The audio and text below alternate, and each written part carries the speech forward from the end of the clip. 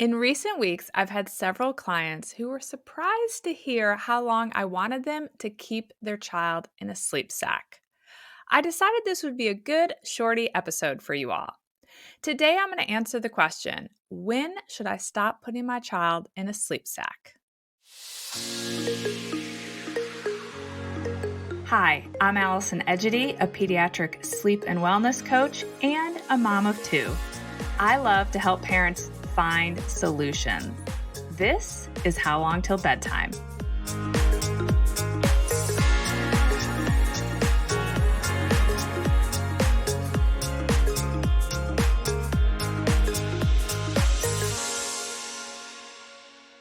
All right, gang, I am a big fan of sleep sacks, but it might not be for the reason most people suspect.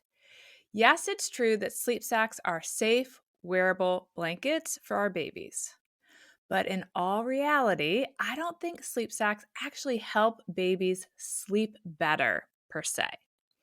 Beyond being a safe wearable blanket, I think the very, very important role that sleep sacks play is helping us keep our toddlers in the crib as long as possible. Many toddlers between the age of 18 months and 3 years old will get the very unwise idea that they should climb out of their crib. If you've experienced this, it can really leave you in a panic because where do you go from there? If you haven't experienced this, trust the rest of us who have when we tell you that you want to avoid this situation if at all possible. And the very best tool to help you avoid the situation of having your child climb out of the crib before you want to make that transition away from the crib is a sleep sack. If your child is wearing a sleep sack and then they go to swing that leg over the railing, the sleep sack is going to catch the leg. It's going to make it much, much harder for them to actually get the momentum they need to swing the leg over and get out of the crib.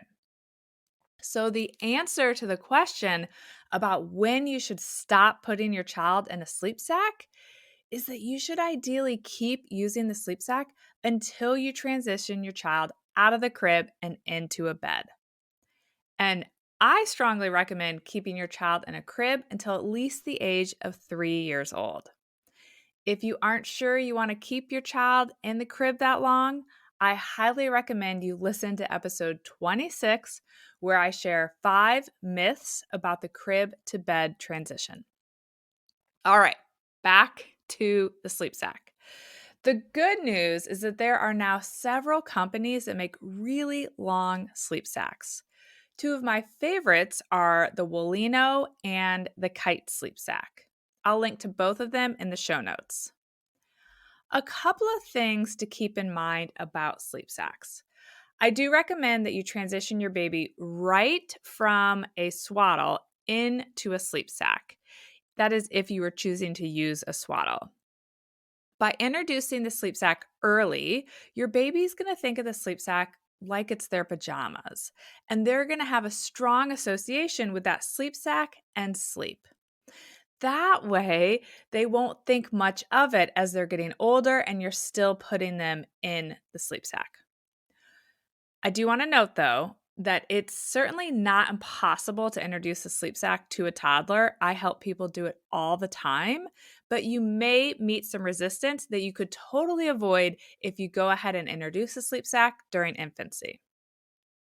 And if you have a toddler who suddenly decides that they would like to take their sleep sack off, or they're curious about this zipper or snap that's on here, and they start to play with it and realize they could take the sleep sack off and they do it just for fun, I recommend putting the sleep sack on backwards so that the zipper is in the back.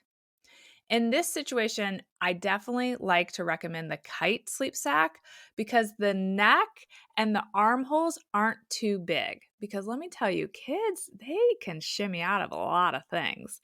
And so if the neck of the sleep sack or the armhole of the sleep sack is too big, they're going to get their arms out or just shimmy it down past their shoulders and slip it off, even with the zipper in the back.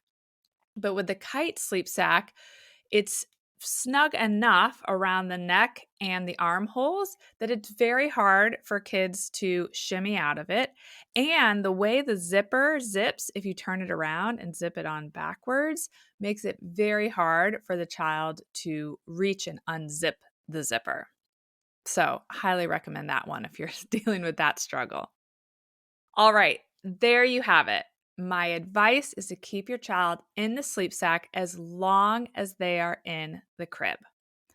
I hope this helps many of you avoid ever needing to deal with the stress of a toddler who is climbing out of their crib.